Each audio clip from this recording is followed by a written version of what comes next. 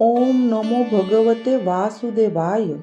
નમસ્તે મિત્રો, સ્વાગત છે તમારું કેટી કોમરેડ ચેનલમાં. પુષ્ટિ ભક્તોની વાર્તામાં આજે આપણે વાર્તા કરીશું રાજા આસ્કરણની. નરવરગઢના રાજા આસ્કરણ તાનસેન દ્વારા શ્રી ગુસાઈજીને શરણે આવ્યા. આપ શ્રીએ સેવા કરવાની આજ્ઞા કરી. સુંદર સ્વરૂપ પધરાવી આપ્યું. સહાયતા માટે બે ભીતરિયાને પણ મોકલ્યા. રાજાએ પોતાના મહેલમાં સુંદર મંદિર સિદ્ધ કરાવ્યું. મન એવું લાગી ગયું કે પરમ પ્રીતિથી તન મન ધનથી પ્રભુની સેવા કરવા લાગ્યા. રાજકાજમાં મન કેમ લગાડવું એ હવે મુશ્કેલ બની ગયું. પ્રેમને વશ થઈ ગયેલા ઠાકોરજી એમને સાનુભાવ જતાવવા લાગ્યા. એથી તો ચિત્તવૃત્તિ વધુ ને વધુ સેવામાં લાગતી ગઈ. સેવા વિના રહી શકાય નહીં. ગમે તેવા પ્રસંગે પણ સેવા છોડતા જીવ ન ચાલે એવી આસક્તિ લાગી ગઈ. રાજ્યનો કારભાર વિશ્વાસપાત્ર દિવાનને સોંપ્યો. એ રાજાની ખોટ ચાલવા દેતો નથી. રાજ્ય સારી રીતે ચાલ્યા કરે છે. ન લૌકિકે મતિહ કાર્યા ભગવદ ભાવ બાધિકા લૌકિકમ વૈદિકમ ચાપી સ્વયં સાધ્યયિતા પ્રભુઃ. આ અનુગ્રહ માર્ગની બલિહારી છે. નિજજનો સેવા સ્મરણ અને સ્વધર્મમાં આસક્ત રહે ત્યારે એના લૌકિક વૈદિક કાર્યો ભગવાન સ્વયં સિદ્ધ કરાવે છે. અધૂરા જીવો નકામા ડરે છે. સેવા કરવા જતાં મારું લૌકિક બગડે તો? સેવા આપણાથી ન બને અને પ્રભુ કોઈ વાર સેવકની કસોટી પણ કરે છે. એકવાર એવું બન્યું કે નરવરગઢ ઉપર દક્ષિણ રાજ્યનો એક રાજા લશ્કર લઈને ચઢી આવ્યો. આ બાદ રાજ્યને જીતી લઈને પચાવી પાડવાની એની દાનત હતી. ફોજ હજુ દૂર હતી પણ સમાચાર મળ્યા.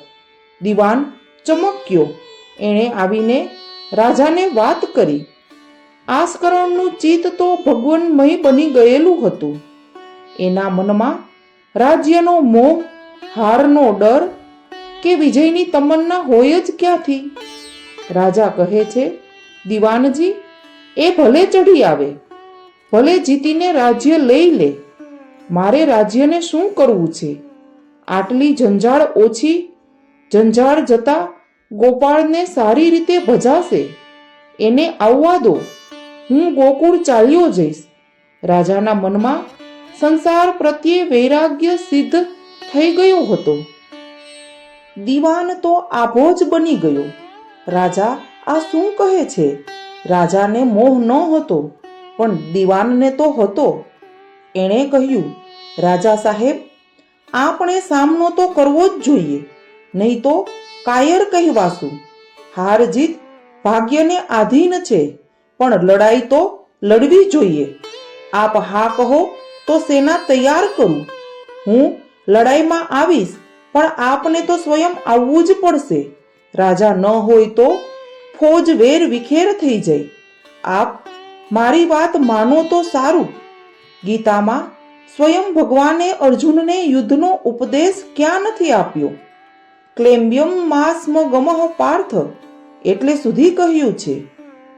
ઘણું સમજાવવા છતાં રાજાનું મન માનતું નથી. દિવાન થાકીને પાછો જાય છે. એ રાત્રે સ્વપ્નમાં રાજાને શ્રી ઠાકોરજીના દર્શન થયા. આજ્ઞા પણ થઈ, આસ્કરણ, તું મારો ભક્ત થઈને કાયરતા કરે એ મને ગમતું નથી.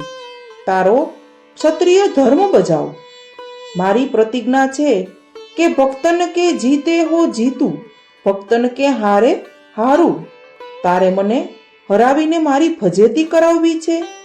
આસ્કરણ વિનવે છે, પ્રભુ, મને મરણનો ડર નથી પણ આત્મધર્મ છે, આપની સેવા. એ છોડીને મારે લડવા જવું પડે એ મને કેમ ગમે?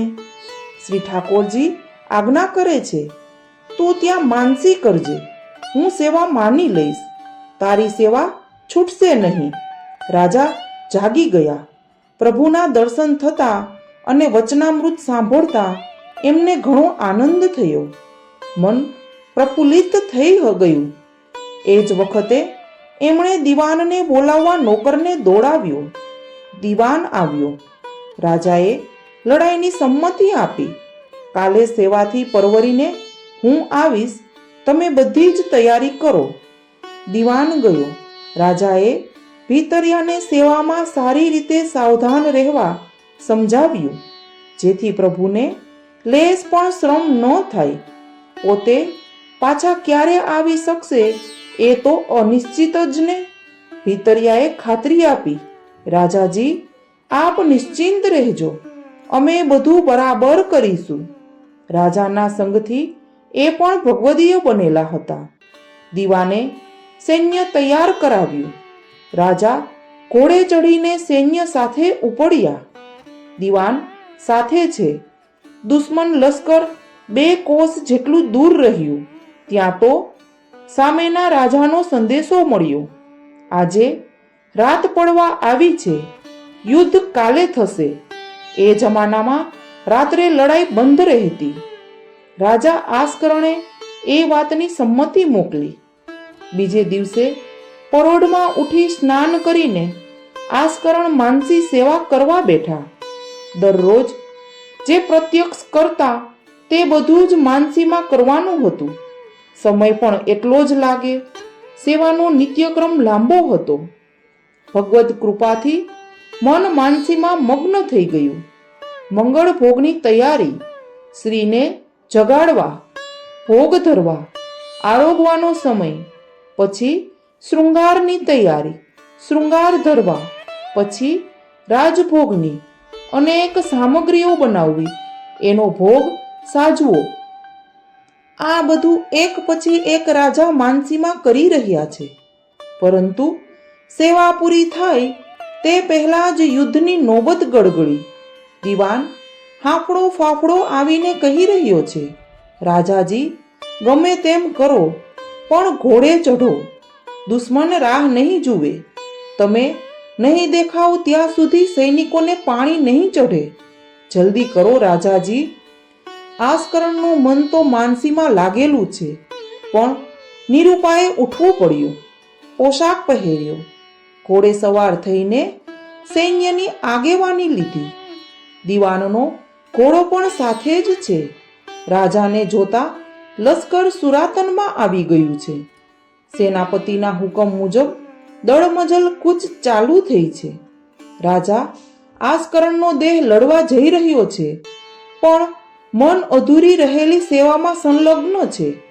એવી ધૂન છે, તન્મયતા છે કે પોતે મન માનસીમાંથી કાઢી શકતા નથી. રાજભોગમાં સામગ્રીઓ એક પછી એક ધરી રહ્યા છે. બધું રંધાઈ રહ્યું છે. છેવટે કઢીનું પાત્ર ધરવા જાય છે. ત્યાં તો રસ્તા વચ્ચે એક મોટો ખાડો આવતા ઘોડો કૂદ્યો. મન જરા અસ્વસ્થ થયું. રાજાના મનના હાથમાંથી છટકીને પેલું કઢીનું પાત્ર પડી ગયું અને ઢોળાઈ ગયું.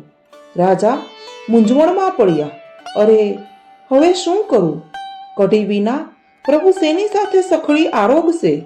લાવ, બીજી કઢી બનાવીને ધરું. દીવાનનો ઘોડો રાજાની સાથે જ છે. એની નજર રાજા બાજુ ગઈ. જુએ છે તો રાજાના કપડાં અને ઘોડાની પીઠ પર કઢી કઢી થઈ છે. પ્રભુની લીલા અટપટી છે. મનનું સામર્થ્ય અગાધ છે. આજે રાજાને માનસી સિદ્ધ થઈ ગઈ હતી. શ્રી ઠાકોરજીની આજ્ઞા પણ હતી ને. મનની કઢી ખરેખરી બનીને ઢળી ગઈ હતી. ભગવત ધર્મનું રહસ્ય બીજાને કેમ કહેવાય? કહે તો પણ એ શું સમજે? આથી કહી દીધું, દીવાનજી, એ તો મને કઢી બહુ ભાવે છે, એટલે મેં પોશાક નીચે છુપાવીને ઘેરથી સાથે લીધી હતી. ઘોડો કૂદ્યો એટલે કઢી ઢોળાઈ ગઈ. દીવાને કઢીના ડાઘ સાફ કરી દીધા. રાજાએ માનસીમાં નવી કઢી બનાવી, ભોગ ધરી, પછી બાકીની સેવા પૂરી કરી. ત્યાં તો બંને લશ્કરો મેદાનમાં સામ સામે આવી ગયા હતા. યુદ્ધ શરૂ કરવાની તૈયારીઓ થઈ રહી હતી, પણ યુદ્ધ શરૂ થાય જ કેમ કરીને? વાદળ ઘેરાયેલું હતું. હવે સખત વરસાદ તૂટી પડ્યો. બે લશ્કરો વચ્ચે અમુક અંતર હતું. વરસાદ તો બંને ઉપર પડ્યો, પણ ભગવાનની લીલા અજબ છે. દુશ્મન સેના બાજુ મુસળધાર પાણી સાથે જેવા મોટા કરા વરસ્યા. દારૂગોળો બધો પલળીને હવાઈ ગયો. સૈનિકો નાશ ભાગ કરવા લાગ્યા. સામેના રાજાના સેનાપતિ ગભરાયા. સૈનિકોને પીછેહઠનો હુકમ આપ્યો. એ પણ ગભરાયેલા જ હતા. દુશ્મન લશ્કર પાછું ફરી ગયું. યુદ્ધ શરૂ જ ન થયું. ભગવાને પોતાના ભક્તનો પક્ષ લીધો. અવનવા સંજોગો સર્જ્યા. દુશ્મનને સુબુદ્ધિ પ્રેરી. દોરી સર્વની એના હાથમાં, ભરાવ્યું ડગલું ભરે. એ વાત સાચી ઠરી. રાજા આસ્કરણનું સૈન્ય વિના યુદ્ધે વિજયી બન્યું. આવેલો ભય ટળી ગયો. લશ્કરે નગરમાં પાછો પ્રવેશ કર્યો. ત્યારે રાત પડી ગઈ હતી. રાજા મહેલમાં આવ્યા. શ્રી ઠાકોરજીને તો પોઢાવેલા હતા. આસ્કરણ રાતભર પશ્ચાતાપ કરતા રહ્યા.